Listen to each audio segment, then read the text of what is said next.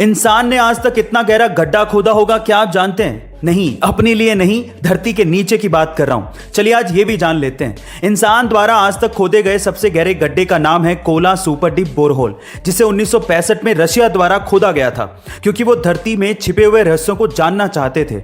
इसकी गहराई 12 किलोमीटर है, लेकिन इससे ज्यादा वो खोद ही नहीं पाए, क्योंकि हर 32 मीटर की गहराई में 1 डिग्री सेल्सियस टेम्परेचर बढ़ जाता है और 12 किलोमीटर तक जाते जाते टेम्परेचर इतना ज्यादा बढ़ गया था कि मशीनों ने काम ही करना बंद कर दिया था। इससे भी रहस्यमय बात यह है कि 1995 में रशिया ने इस होल को पूरी तरीके से सील कर दिया था और अब वहां पर कोई भी नहीं जा सकता।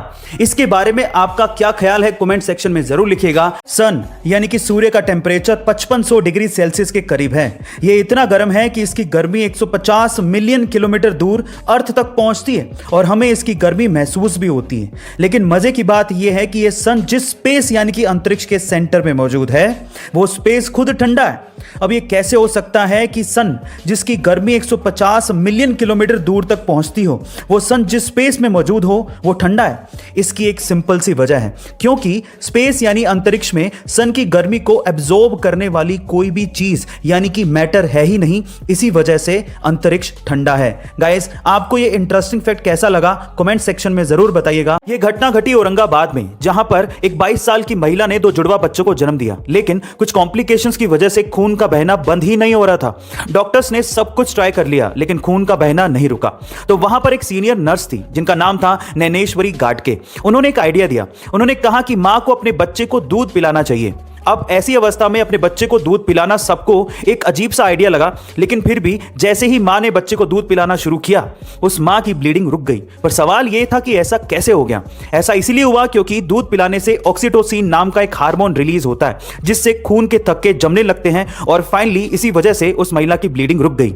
ये उस नर्स का 11 साल का एक्सपीरियंस और प्रेजेंस ऑफ माइंड था, जिसकी वजह से मां की जान बचाई जा सकी। गाइस, आपको इसके बारे में क्या कहना है कमेंट सेक्शन में जरूर लिखिएगा।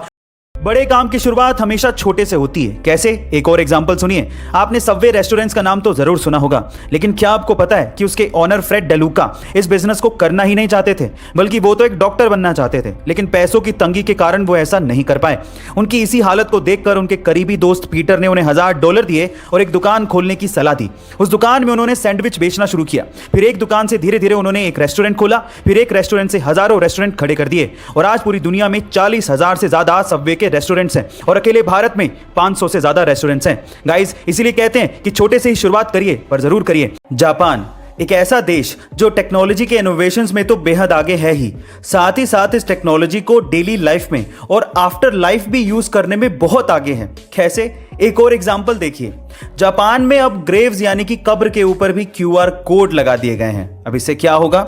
जब भी आप किसी कब्र के ऊपर छपे QR कोड को अपने मोबाइल से स्कैन करेंगे, तो आपको मरने वाले की पिक्चर, उसकी इंफॉर्मेशन और उसकी एक ब्रीफ बायोग्राफी पढ़ने को मिल जाएगी। कमाल की है ना ये टेक्नोलॉजी। गाइस, जापान का टेक्नोलॉजी के इनोवेशन में और उसके इस्तेमाल में कोई भी सानी नहीं है। आपका इसके बारे में क्या ख्याल है कमेंट सेक्शन में जरूर लिखिएगा और ऐसे अमेजिंग वीडियोस के लिए शेयर, सब्सक्राइब एंड लाइक। मिलते हैं अगली वीडियो में।